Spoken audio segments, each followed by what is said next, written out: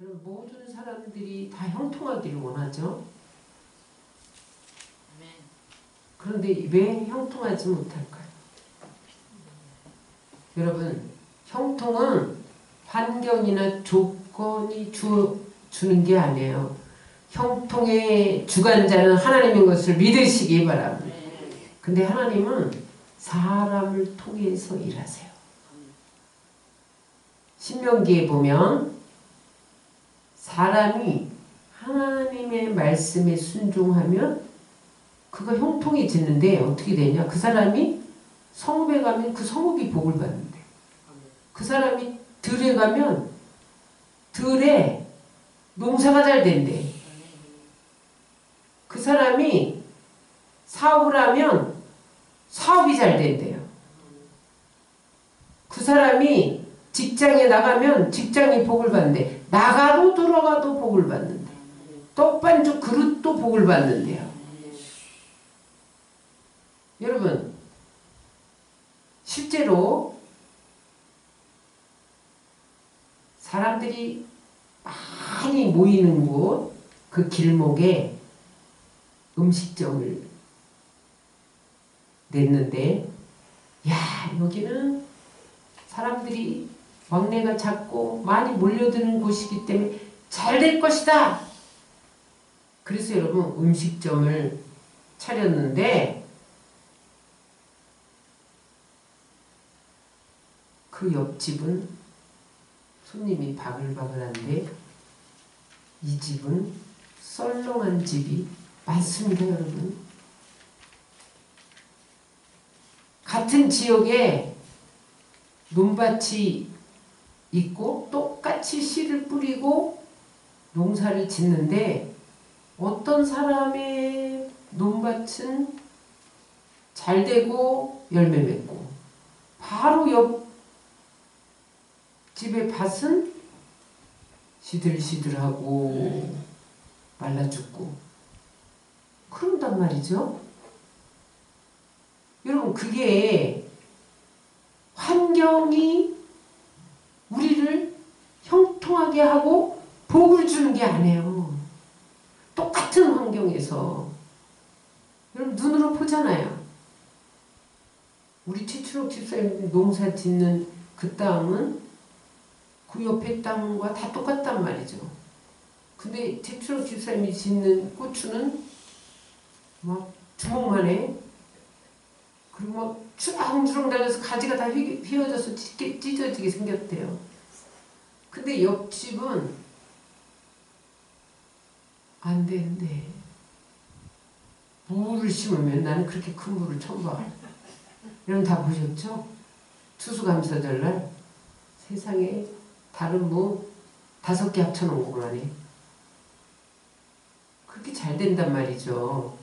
그러니까 여러분, 똑같은 밭인데 왜 이쪽 밭은 안 되고 이쪽 밭은 잘 되고, 똑같은 먹자 골목인데 이 집의 음식은 특별히 맛있는 것도 아닌데 사람들이 몰려가고 이 집은 늘 썰렁하게 팔이 날리. 왜 그럴까요? 복은 환경에서 오는 게 아닙니다. 복은 조건에서 오는 게 아니에요. 따라서요, 복은 복받은 사람을 통해서 하나님이 주신다. 그래서 여러분, 사람이 잘 돼야 돼. 따라서 사람이 잘 되면 자연도 복을 받는다. 사람이 잘못되면 자연도 재해를 당한다. 여러분, 북한이 홍수를 당해갖고 지금 난리가 났어요. 우리나라는 태풍이 오다가 빠져나가. 똑같이 여러분, 똑같은 땅인데 남북으로 갈려져 있기만 한데 왜 그렇습니까? 여러분, 우리나라는 남쪽은 기도하는 사람들이 있는 거예요. 태풍이 오면 물러가라 맞고 서서 기도하잖아요. 북한은요, 한국 드라마 봤다고 중학생을 30명을 죽여. 성경책 발견되면 정치 수용소로 가야 돼.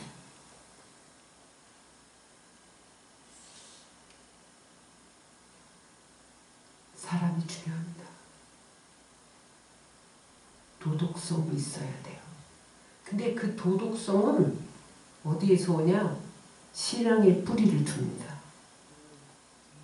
따라하세요. 하나님을 경외하면 그 사람이 환경을 결정한다. 환경이 여러분 우리의 삶을 결정하는 게 아니에요. 사람이 환경을 결정하는 거예요. 여러분 여의도가 한참 부흥할 때 막 곳곳에 지성전을 세웠잖아요. 막 구마다 하나씩 지성전 거기 세우면 10,000명, 막 5,000명 막. 근데 구마다 세우다가 그 다음에 시마다 또 인천에, 대전에, 광주에 막 시마다 세우고 저 3번에. 근데 여러분 그 교회가 세워질 때 그 동네가 논밭이었어요. 예를 들어서 3번시 제가 그때 엘림 성전 그게 3번시에 세워졌거든요. 논밭이었어요. 논밭. 근데 교회가 들어가고 나니까 거기가 신시가지 발표가 난 거예요. 하고 지금 3번 신도시가 됐죠. 그래서 우리가 그때 이랬어. 야, 우리 교회에 지성전 세우는데 빨리 가서 땅 사야 된다. 곧 변해. 곧 변한다니까요. 여기 여러분 인천 순복음교회 세워질 때도 논밭이었어요. 여기 논밭. 근데 여러분 그 교회가 세워지면서 거기가 신시가지로 변했어요. 왜 그러냐? 따라서 환경이 복을 결정하는 게 아니라 사람이 환경을 결정한다. 형통한 사람이 가면, 하나님을 경외하는 사람이 가면, 말씀대로 사는 사람이 가면, 존귀한 자가 가면 그 땅이 존귀하게 되는 거예요. 그 환경이 존귀케 되는 거예요. 그러니까 여러분 존귀한 자가 누구냐? 하나님을 경외하는 자예요. 예수님을 구주로 영접하고 이 세상에 살지만 이 세상과 구별된 삶을 사는 자, 거룩한 자. 원래 성도라는 말이 거룩함을 따르는 무리들입니다. 거룩한 길을 걷는 자입니다. 시편에 보면 존귀한 자가 누구냐? 성도들이 존귀한 자라는 거야. 무조건 교회 다니는 사람이 성도냐? 그렇지 않습니다. 하나님의 영광을 위해서 하나님을 경외하고 하나님을 섬기는 자는 존귀한 자라는 거예요. 여러분 다 존귀한 자인 것을 믿으시기 바랍니다. 그래서 여러분 우리는 존귀한 자가 되어야 돼요. 그러면 여러분 우리가 가정에 있으면 우리 가정이 복을 받는 거예요. 내가 직장에 가면 직장이 복을 받는 거예요. 따라하세요. 존귀한 일에 사용되려면 존귀한 자가 되어야 된다. 형통하게 되려면 형통한 사람이 되어야 한다. 사람이 돼야 쫓아오는 거야. 따라하세요. 복을 받으려면 복 있는 사람이 되어야 돼. 본문의 배경은 이사야가 예언하는 이때는 남유다의 아하시아 왕이 통치할 때예요. 아하시아 왕은 악한 왕이었어요. 우상 숭배하고 불의하고 뇌물받고 재판하고 탐욕으로 남의 땅을 빼앗고 가난한 자의 얼굴에 맷돌질을 하는 왕이었어요.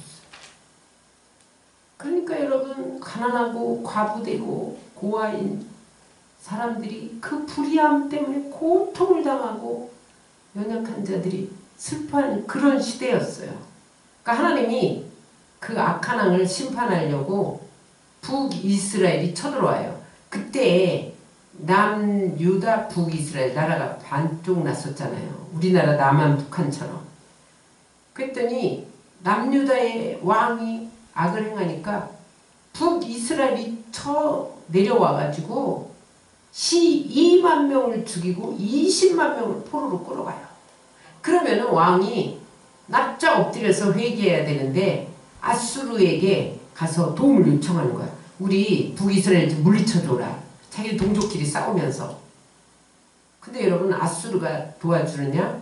오히려 아수르가 남유다를 위협해요. 그래서 여러분 남유다가 완전히 고립되고 깊은 어려움에 처한 때에 이사야 선지자가 한 왕이 일어날 것이다. 근데 그 왕은 공의로 다스릴 것이다. 그렇게 예언을 해요. 이 왕은 아하스 왕의 아들 히스기야를 말해요. 그때. 그리고 더 나아가서 장차 오실 메시아를 의미해요. 그래서 여러분 이제 아하시아가 죽고 그 아들 히스기야가 왕이 됐는데 실제로 히스기야 왕은 공의로 나라를 다스렸어요. 그래서 그때 아버지 아하스 왕이 섬긴 바알 신당을 헐어버리고 종교개혁을 일으켰어요. 그래서 성전 수리하고 지키지 않던 유월절도 지키고 이스라엘 백성들이 다 하나님 앞에 예배드리도록 종교개혁을 일으켰어요. 그는 아수르도 의지하지 않고 강대국 애국도 의지하지 않고 하나님만 의지했더니 그때 여러분 아하스 왕 때 아수르 사네립을 의지했었거든요. 근데 히스기야 왕 때 날마다 조공을 바치던 걸 안 바치니까 쳐들어왔어요. 사네립이. 그때 히스기야 왕이 여러분 어떻게 합니까? 하나님을 조롱하는 그 편지를 성전에 펴놓고 이사야에게 중보기도 해주세요. 그래서 밤새 하나님 앞에 부르짖어 기도하니까 하나님이 그 아침에 18만 5천 명의 사네립 군대를 성장으로 만들어버려요. 따라하세요. 하나님만 의지했더니 하나님이 손도 안 대고 아수르를 물리쳐 주셨다. 여러분 히스기야 왕이 정말 공의로 다스리고 하나님만 의지하니까 하나님이 함께해서 아수르도 물리쳤어요. 그 다음에 블레셋이 쳐들어오면요 하나님이 싹 정리해버려. 손도 안 대고 이기게 하셨단 말이에요. 그래서 여러분 한 왕이 히스기야 왕이 와서 하나님 말씀대로 순종했을 때 하나님이 그것을 인정하셔서 그 나라를 태평성대로 만들고 부강한 나라로 만들어 주셨다는 거예요. 그러니까 여러분 히스기야 왕이 공의로 통치하니까 좋은 참모들이 막 몰려들었어. 그러니까 여러분 좋은 사람들이 다스리면 태평성대가 오는 거죠. 그래서 여러분 한 사람의 영향력이 이렇게 중요하다는 것을 오늘 성경은 말씀하고 있습니다. 그래서 여러분 한 나라의 왕이 공의를 행하고 하나님을 경외하면요 그 나라는 복을 받는 거예요. 그래서 여러분 우리가 예수 믿는 대통령 뽑아야 된다. 왜 그래요? 우리가 복을 받아야 되니까 그런 거죠. 응? 근데 여러분 하나님이 우리가 아무리 기도해도 악한 왕을 세울 때가 있어요. 그 왜 그러냐? 백성들을 심판하신 거예요. 백성들이 잘못 가고 있는데 하나님이 절대로 선한 왕을 안 세워준다. 백성들이 잘못 가고 있으면요 악한 왕을 세워서 악한 왕이 백성들을 괴롭혀요. 구약의 왕들이 다 그랬잖아요. 여러분 구약에 보면 악한 왕이 세워졌을 때 나라가 망해요.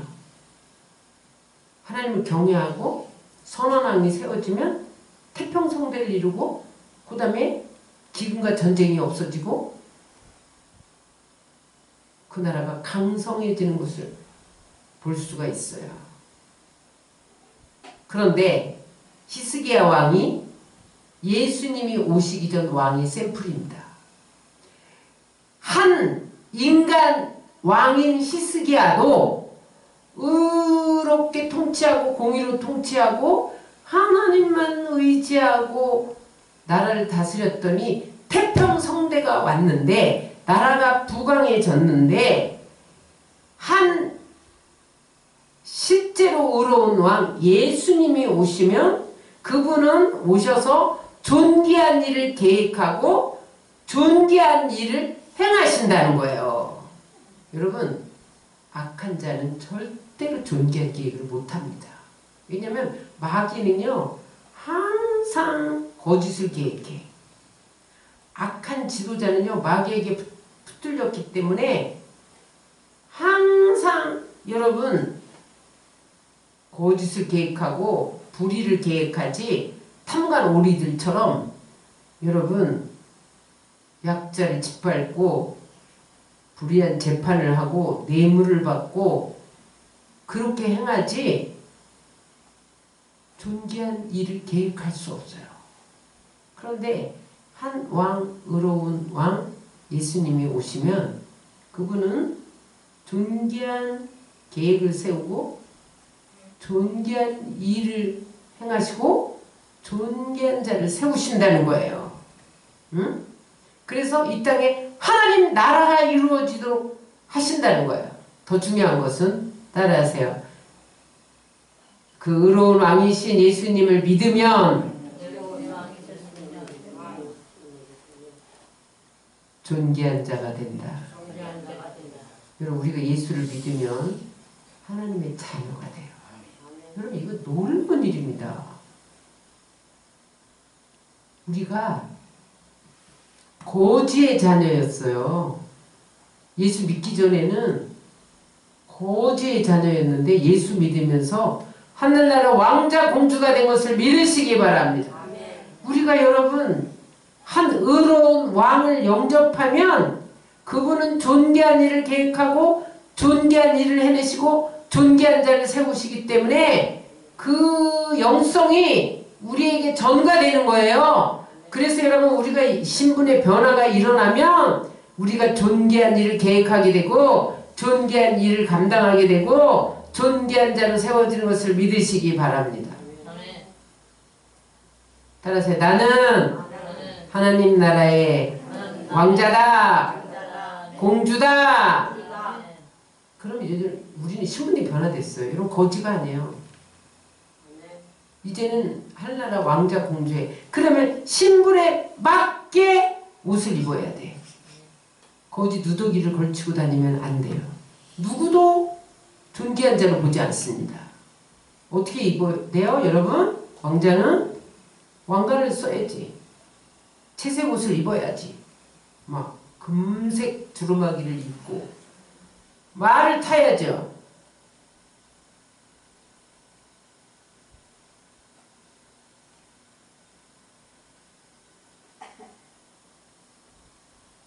거지 옷을 벗어 던져야 돼요. 거지 옷이 뭐냐? 따라하세요. 불의를 행하고 거짓말하고 남에게 손에 끼치고 남에게 상처를 주고 나만 잘 살겠다고 그렇게 사는 삶이 누더기를 아직도 걸치는 삶이에요. 이런 왕자인데 누더기를 걸치고 살면 누가 왕자로 인정해 주냔 말이에요. 그럼 왕자면 왕자답게 살아야 돼요. 왕자면 왕자답게 계획을 세워야 돼요. 왕자다운 일을 해야 돼요. 그래 사람들이 존귀한 자로 여기는 거예요. 따라서 예수님의 성품이 나의 성품이 되고 예수님의 인격이 나의 인격이 돼야 된다. 예수님 인격이 뭐예요?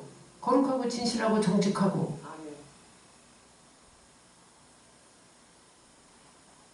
사랑과 희락과 화평과 오래참과 자비와 양성과 충성과 온유와 절제의 열매가 나타나는 삶. 여러분, 그게 여러분 존귀한 자예요.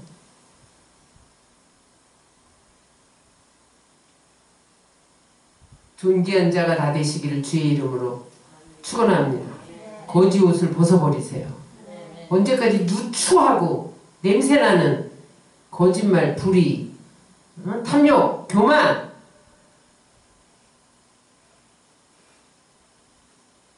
그런 걸 가지고 걸치고 살겠어요, 여러분. 이제 존귀한 자답게 왕자답게 살아야 돼요. 거룩하고 진실하고 정직하고, 응?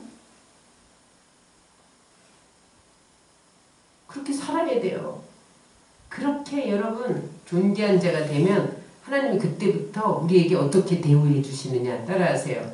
광풍을 피하는 곳이 되어주시고 폭우를 가리는 곳이 되어주시고 마른 땅에 냇물 같아 주시고 곤비한 땅에 바위 그늘이 되어주신다. 뭐예요? 모든 환난과 풍파와 걱정과 근심과 위험과 전염병과 기근과 가뭄에서 우리를 건져주신다는 거예요. 코로나가 또 오고 있어요, 여러분. 그러나 여러분이 존귀한 자로 서지면 하나님이 코로나를 안 걸리게 해주시고 걸렸어도 지나가게 하십니다. 여러분들 가운데 가뭄이 오고 폭풍우가 몰아쳐도 하나님이 피할 피난처가 되어주시는 것을 믿으시기 바랍니다. 첫 번째, 존귀한 자가 되면 하나님이, 예수님이 우리를 어떻게 대우해 주시느냐 따라하세요. 존귀한 자에게 광풍을 피하게 해주신다. 여러분, 바람이 부는데 광풍은 미친 바람이에요. 미친 바람. 소용 토네이도. 미국의 토네이도 일어나는 게 그게 광풍이거든요.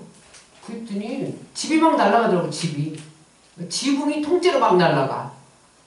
이야, 무섭더라고요. 나무가 막 뿌리째 뽑혀 꺾이는 게 아니에요. 이런 아름드리가 막 확 뽑혀서 차에 가서 탁 떨어지니까 차가 박살이 나는 거예요. 토네이도가 그렇게 무섭더라고요. 우리나라는 여러분 태풍 정도지 토네이도는 안 왔던 것 같아. 그 태풍이 와도 여러분 뭐 산사태 나고 뭐 떠내려오고 집 떠내려가고 그러잖아요. 근데 여러분 그래서 미국은요 토네이도가 있기 때문에 집을 애초에 대비해서 지어요. 그래서 100년 된 집도 갖다 없어. 새 거야, 새 거. 그거 다 대비해서 짓고. 일본은 지진을 대비해서 짓잖아요. 그래서 여러분 순식간에 일본에 세미나를 갔는데 지진이 일어났어. 그 빌딩이 들어가 있는 빌딩이 이렇게 휘어졌다 이렇게 다시 일어나더라고. 죽는 줄 알았어. 갑자기 빌딩이 이렇게 내가 슉 쓰러져. 그땐 또 이렇게 일어나. 대비한 거예요. 대비 안 했으면 이렇게 쓰러지면 그냥 나도 쓰러져 가는 거예요. 근데 또 일어나더라니까.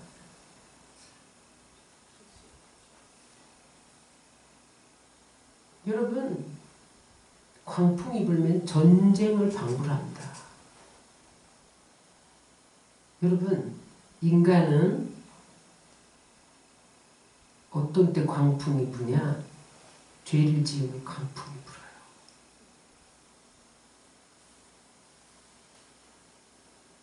죄를 범하면 하나님의 영광이 이르지 못한다고 했어요. 그래서 여러분 인간에게 죄가 찾아왔을 때 광풍이 불었어요. 근데 하나님이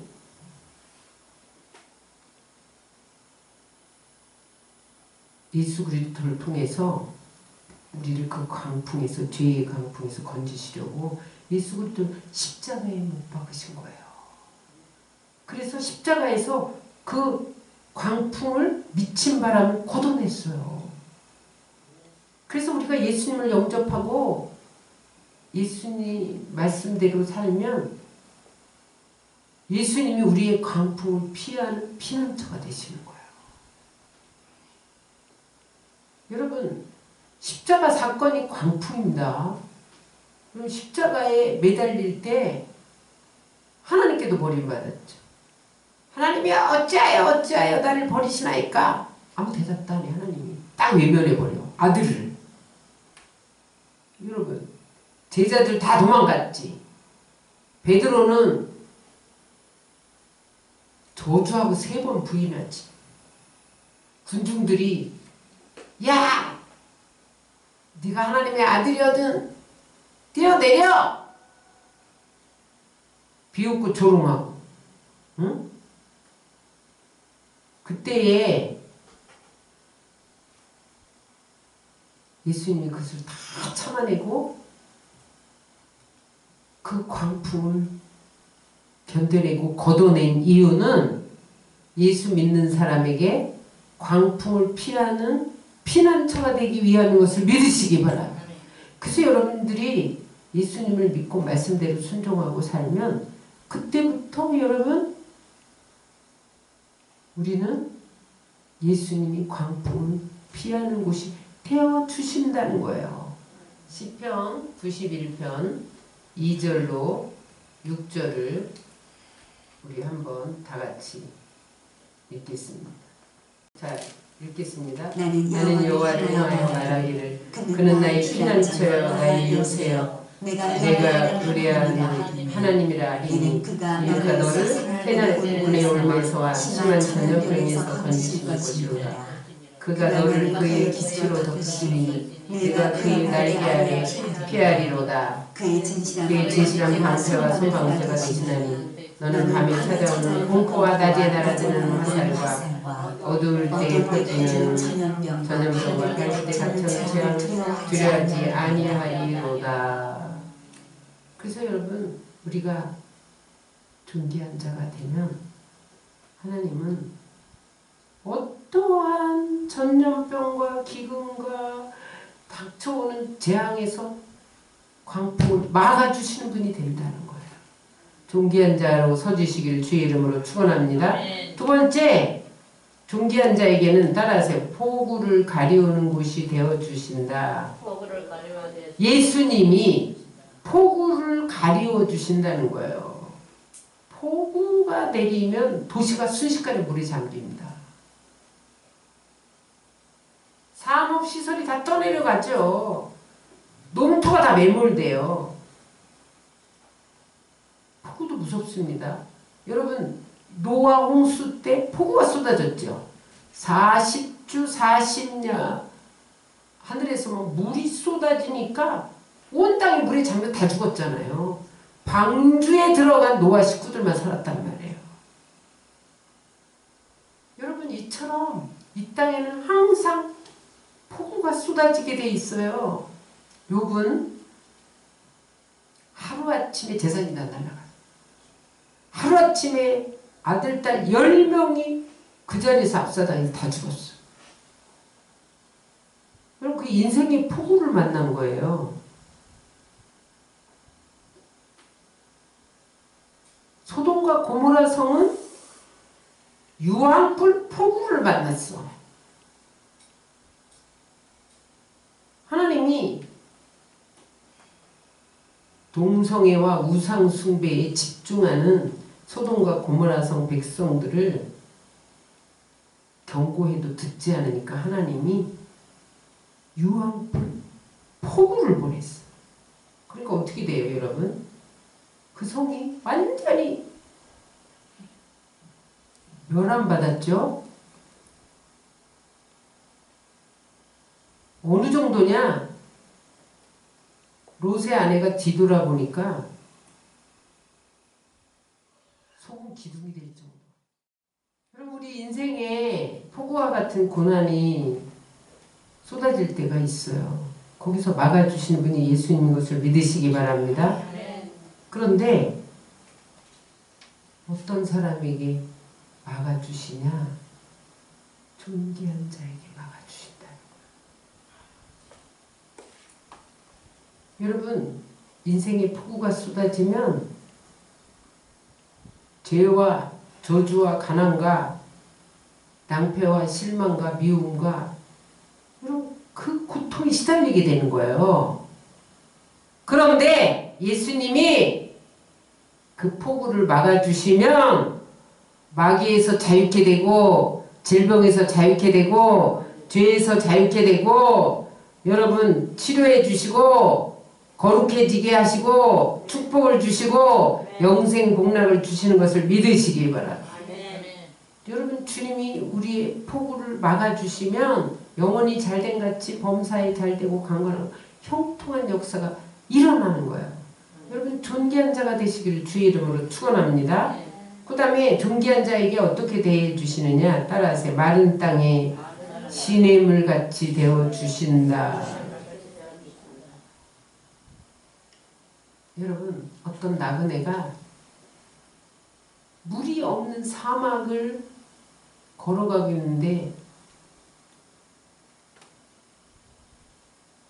지금 태양이 하도 내리쬐서 50도의 태양이 내리쬐서 걸어갈 수가 없는 거예요. 근데 물이 없다고 생각해 보세요. 살겠어요? 죽겠어요? 물이 없으면 죽습니다. 따라하세요. 물이 없는 메마른 땅은 생명이 존재하지 못한다. 여러분 아무리 밭이 좋으면 뭐해? 물이 없으면 사막이 되는 거예요. 농사를 지을 수가 없어요. 물이 없으면. 응? 여러분 우리의 가슴이 메마른 땅이 되면 생명이 없어지는 거예요. 그런데 우리가 존귀한 자가 되면 하나님이 우리의 마음에 성령의 샘물을 주시는 것을 믿으시기 바랍니다. 그러면 여러분 그 성령의 샘물이 가정에서 솟아나 직장에서 솟아나 사업에서 솟아나 그럼 거기에 식물이 살고 고기가 몰려오고 여러분 성령의 샘물이 넘치는 곳에 열매가 맺는 거예요.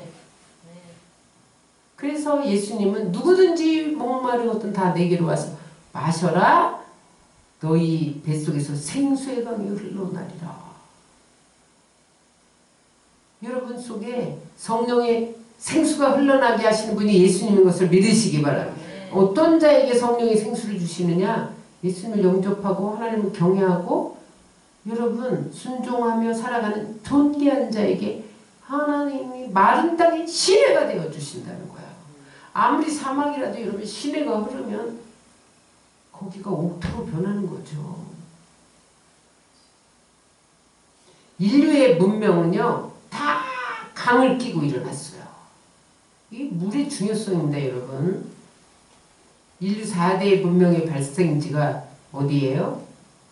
황하 문명. 황하 유역의 황하 강을 끼고 황하 문명이 일어났어요.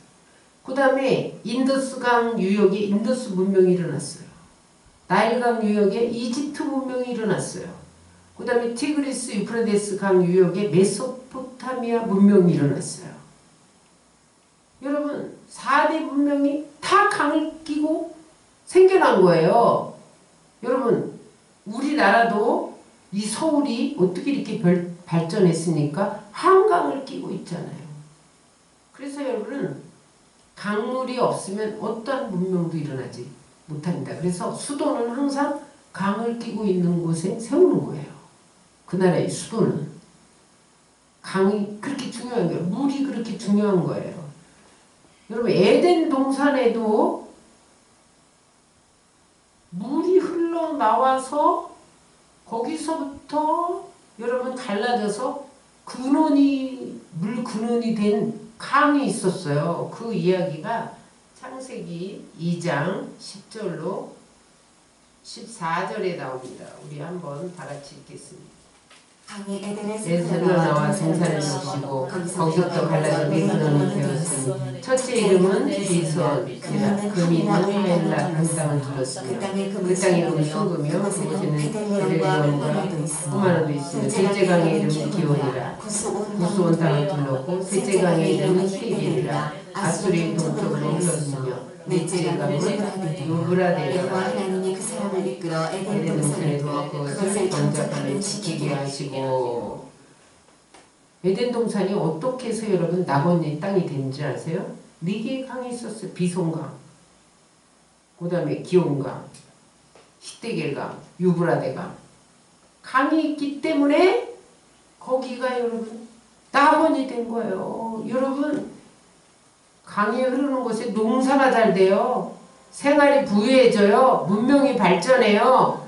여러분 우리의 인생도 마찬가지입니다. 여러분 안에 여러분 마음이 황폐해지면 그때부터 가난과 저주와 질병과 마귀의 공격이 오는 거예요. 여러분들의 마음이 예수님이 신의 물같이 성령이 흐르면 그때부터 여러분 영혼이 잘된 같이 범사에 잘되고 강건하고 형통한 역사가 일어나는 것을 믿으시기 바랍니다. 그래서 이사야 58장 10절은 이렇게 말씀하고 있어요. 다 같이 읽겠습니다. 줄인 자에게 내 심정을 동하며 괴로워하는 자의 심정을 만족하게 하며 내 지금 중에서도 내 어둠이 낮과 같이 될 것이며 여호와가 너를 항상 인도해 메마른 곳에서도 내 영혼을 만족하게 하며 내 뼈를 견고케 하리니 너는 물된 동산 같겠고 물이 끓어지지 아니하는 샘 같을 것이라. 아멘. 어떻게 된다는 거예요? 우리 안에 성령의 생수가 흐르면 어떻게 된다는 거예요? 우리 영혼이 만족해지고 우리 뼈가 견고해지고 우리의 삶이 물된 동산처럼 된다는 거예요. 끊어지지 않는 샘같이 된다는 거예요. 그래서 여러분 우리의 마음에 성령의 생수가 흐르게 해야 돼요. 성령님을 인정하고 모셔드리고 환영하고 의지하고 여러분 말씀으로 채우시고 십자가로 채우셔서 여러분 안에 성령의 생수가 넘쳐나시기 바랍니다. 그 다음에 여러분들의 마음이 시내가 흐르는 것처럼 성령 충만할 때 그 다음에 여러분들이 환경을 다스리는 거예요. 그러면 여러분 내가 먹자골목에 가게를 세우면 가게가 손님이 몰려와. 농사를 지면 농사가 잘 돼. 아파트를 분양하면 아파트가 분양이 잘 되는 거예요. 생수가 흘러야 그 다음에 고깃대가 몰려오죠. 어부대가 몰려오죠. 열매를 맺죠. 요한복음 4장 14절에 내가 주는 물을 마신 자는 영원히 목마르지 아니하리니 내가 주는 물은 그 속에서 영생하도록 솟아나는 샘물이 되리라. 한 번만 주지 않고 영생하도록 솟아나는 샘물이 되니까 복이 떠나지 않는다는 거예요. 형통이 떠나지 않는다는 거예요. 존귀한 일을 계획하게 된다는 거예요. 존귀한 일을 맡겨주신다는 거예요. 존귀한 자로 세우신다는 거예요. 네 번째, 존귀한 자에게 예수님은 곤비한 땅에 큰 바위 그늘이 되어주신다는 거예요. 여러분 성지순례를 하다 보면 이스라엘은 해양성 기후라 낮에 50도라도요 바위 그늘에 들어가면 거기가 에어컨보다 더 시원해요. 그래서 우리가 성지순례 하면서 야, 왜 구름 기둥으로 가려주신 줄 알겠다. 그렇게 뜨거운데요 그늘만 있으면 땀이 확 녹아. 그냥. 근데 여러분 우리나라는 30도만 넘어가면 끈적끈적하잖아요. 근데 해양성 기후는 그렇지 않아요. 무슨 말이냐? 우리가 메마른 땅을 종일 걸어가도 하나님이 피곤치 않고 고단치 않도록 그늘이 되어주신다는 거예요. 그래서 이스라엘을 한번 성지순례하고 오면 이 말이 이해가 돼요. 무슨 바위가 그늘이 돼? 거기는 나무가 없어요. 근데 큰 바위들이 있어. 그래서 햇빛이 비치면 이쪽이 다 그늘이에요. 그럼 여행객들이 막 숨차게 산에 올라가다가 바위에 피해서 그늘에 피해서 쉬고 땀을 식히고 그리고 또 가는 거예요. 여러분 우리는 이 세상 살면서 메마른 땅을 걸어가는 인생과 같은 삶을 살 때가 있어요. 사람은 많은데 공고해요. 내 마음을 털어놓을 대상이 없어. 아내도 있고 남편도 있고 자식도 있는데 외로워. 왜 그렇습니까? 그들이 여러분 아무리 가족이라도 내 심정 깊은 곳을 다 이해해주지 못하는 거예요. 그래서 여러분 삶이 지치고 고달플 때가 있어요.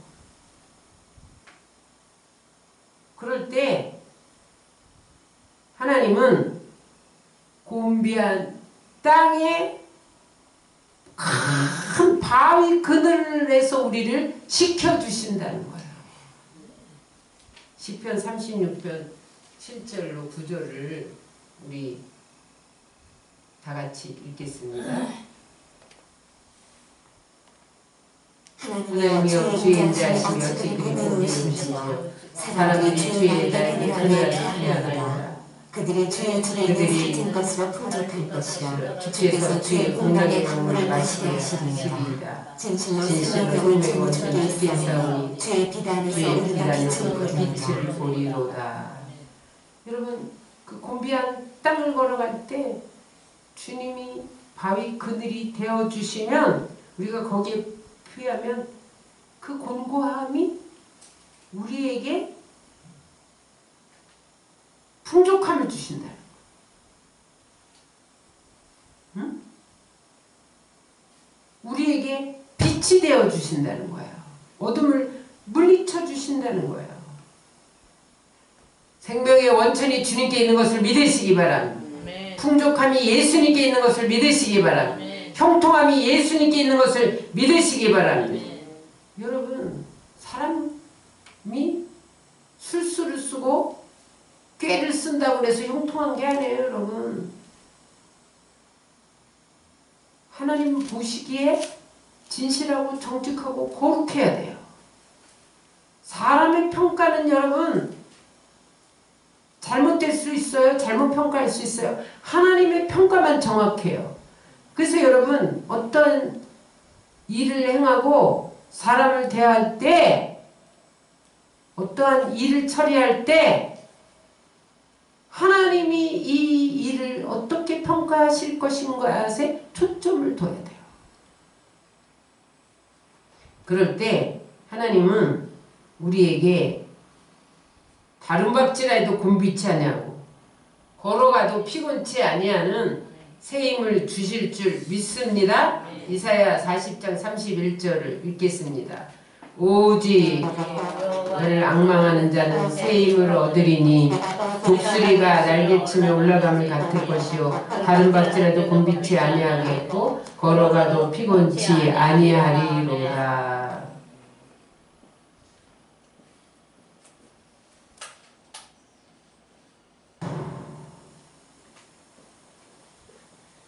말씀 정리합니다. 여러분 이 세상 삶은 끊임없이 강풍이 불어닥치는 것과 같아요. 죄악의 강풍이 몰려옵니다. 마귀가 여러분 사악한 강풍을 몰고 와요. 욥의 삶을 파멸시켜서 여러분 고통스럽게 한 것이 마귀가 몰아온 광풍이었죠. 이 세상 삶은 심한 폭우가 쏟아지는 것과 같아요. 홍수가 나서 난리가 납니다. 여러분 이 땅은 마른 땅을 걸어가는 것 같아요. 마른 사막을 걸어가는 것 같아요. 그래서 우리가 곤비하고 비틀거리고 쓰러지고 넘어집니다. 여기서 막아줄 자가 누구냐는 거예요. 이것을 막아주시는 분이 예수님인 것을 믿으시기 바랍니다. 누구에게 막아줍니까? 따라서 예수님을 영접하고 말씀대로 행하고 순종하고 경외하는 자에게 막아주신다. 그 사람이 존귀한 자예요. 누가 존귀한 자냐? 성도가 존귀한 자예요. 그 이야기가 시편 16편 3절에 나옵니다. 땅에 있는 성도들은 존귀한 자들이니 나의 모든 즐거움이 그들에게 있도다. 성도. 예수님이 존귀한 자인데 우리가 예수님을 믿으면 성도가 되면 존귀한 자가 되는 거예요. 그리고 그 다음부터 하나님이 즐거움을 부어주셔. 만족함을 부어주셔. 형통함을 부어주셔. 여러분 영혼이 잘된 같이 범사가 잘되고 강건하게 축복해 주시는 것을 믿으시기 바랍니다. 성도가 되셔야 돼. 교회 다닌다고 다 성도가 아니에요, 여러분. 성도는 따라서 거룩한 무리다. 거룩한 길을 걷는 자이다. 하나님의 영광을 위해서, 하나님을 기쁘게 해드리기 위해서 세상과 구별된 삶을 사는 사람! 그게 성도예요. 그런데 교회는 다니면서 똑같이 불의를 행하고 거짓을 행하고 남을 손에 입히고 상처 입히고 탐욕과 교만에 무더기를 걸치고 다니는 자는 성도가 아니에요. 구별된 사람이 성도예요. 왕자 공주의 옷을 입어야 왕자 공주인 거예요. 누더기를 걸치고 있는데 누가 왕자 공주라고 인정해 줍니까, 여러분? 한 왕이 오시리니 그는 공의로 통치하는 왕이라고 성경은 분명히 말씀하고 있어요. 여러분들이 존귀한 자가 되려면 존귀한 자의 성품을 닮아야 돼요. 공의를 닮아야 돼요. 여러분 안에 아직도 불의가 있습니까? 거짓이 있습니까? 탐욕이 있습니까? 여러분은 아직 존귀한 자가 아니에요. 아직도 누더기를 걸치고 있는 거예요. 왕자의 옷을 갈아입지 않은 거예요. 옛사람, 옛 구습에 젖어서 살아가는 거예요. 무늬만 성도인 거예요. 존귀한 자는 왕자답게 공주답게 존귀한 옷을 입어야 돼요. 거룩의 옷을 입으시기 바랍니다. 진실의 옷을 입으시기 바랍니다. 정직의 옷을 입으시기 바랍니다. 탐욕의 옷을 벗어버리고 겸손의 옷을 입으셔야 돼요. 교만의 옷을 벗어버려야 돼요. 그럴 때 여러분들이 존귀한 자가 돼서 존귀한 일을 계획하는 거예요. 존귀한 일이 뭐예요? 하나님 영광 돌리는 일. 하나님 기쁘시게 하는 일. 하나님 나라를 확장하는 일. 사람을 살리는 일. 여러분 존귀한 자가 돼야 존귀한 일을 계획하지. 존귀한 자가 돼보지도 않고 어떻게 존귀한 일을 계획하겠어요? 응? 존귀한 자가 되지 않으면 누추하고 더럽고 불의한 거짓된 것을 계획한단 말이죠. 여러분 존귀한 자가 되지 못하면 악한 자가 되는 거예요. 누추한 자가 되는 거예요. 더러운 자가 되는 거예요. 어떤 사람이 누추한 사람입니까? 입술로는 하나님을 위한다고 하면서 자기 이익만 챙기는 사람. 자기 탐욕에 이끌려서 하나님과 상관없이 사는 사람. 자기 쾌락을 추구하는 사람. 이러한 사람이 누추한 자죠, 여러분. 근데 예수 믿어도 여러분 누추한 자는 누추한 느낌이 온다니까요, 여러분. 사람 호되는 멀쩡해. 근데 그 사람을 기도하면요 누추해. 누추한 게 느껴져요, 여러분.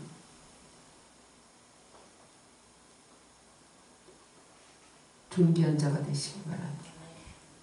존귀한 자들은요 예수님으로 심령이 새롭게 변화를 받았기 때문에 존귀한 일을 행할 수밖에 없어요. 존귀한 계획을 세울 수가 없어요. 성령으로 거듭난 선한 사람이 어떻게 여러분 더러운 악한 여러분 탐욕적이고 거짓된 것을 계획할 수가 있습니까? 따라하세요. 나는 존귀한 자다. 옆에 사람 축복하세요. 당신 존귀한 자입니다. 존귀한 일을